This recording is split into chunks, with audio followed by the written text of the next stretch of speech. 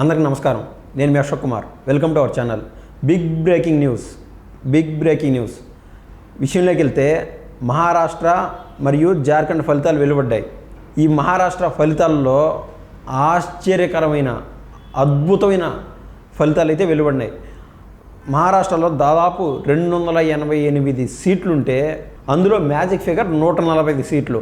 ఈ 145 సీట్లకు గాను బీజేపీ కూటమి దాదాపు 225 సీట్ల పైన గెలుచుకున్నట్లు ఈ ప్రస్తుతం ఉన్న ట్రెండ్ చూస్తే అర్థమవుతోంది. అసలు ఈ రేంజ్లో వన్ సైడెడ్గా రిజల్ట్స్ రావడానికి కారణాలు ఏంది, దానిపైన ఒకసారి విశ్లేషిద్దాం. మహిళలకు నెలకు 1500 రూపాయలు ఆల్రెడీ లాస్ట్ 8 నెలల నుంచి అమలు చేస్తూ ఉన్నారు. మళ్ళీ బీజేపీ ప్రభుత్వంలోకి వస్తే నెలకు 2100 రూపాయలు అమలు చేస్తాము అని ఫిక్స్డ్గా ఇస్తామని చెప్పినారు. కానీ ఏదైతే వేరే కూటమి ఉన్నదో, కాంగ్రెస్ కూటమి ఉన్నదో, వాళ్ళు ప్రతి నెల 3100 రూపాయలు ఇస్తామని చెప్పారు. కానీ దాన్ని విశ్వసించే పరిస్థితుల్లో ప్రజలైతే లేరు ఇవాళ. ఎందుకంటే ఆల్రెడీ ఎగ్జిస్టింగ్ గవర్నమెంట్ క్లియర్గా అది అమలు చేస్తూ ఉన్నది.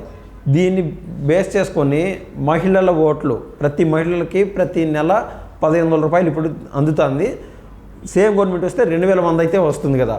సో మహిళల ఓట్లు దాదాపు 2,10,00,000 పైన ఉన్నాయి మహారాష్ట్రలో.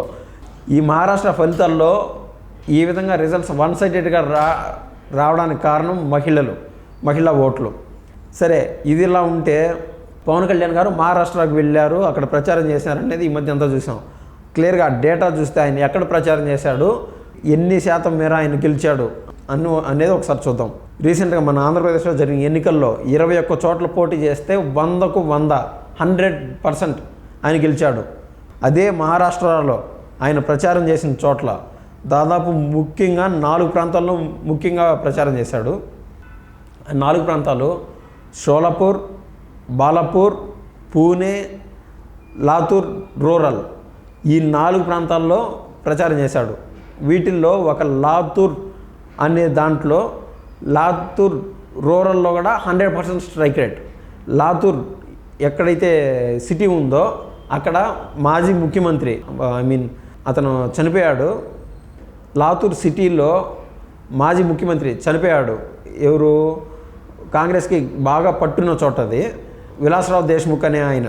అక్కడ తప్ప మిగిలిన చోట్ల ఎక్కడైతే ప్రచారం చేశాడో, షోలాపూర్లో 3 నియోజకవర్గాల్లో ప్రచారం చేశాడు, బాలాపూర్లో 2 నియోజకవర్గాలు, అదేవిధంగా లాతూర్ రూరల్ గెలిపించాడు పవన్ కళ్యాణ్ గారు.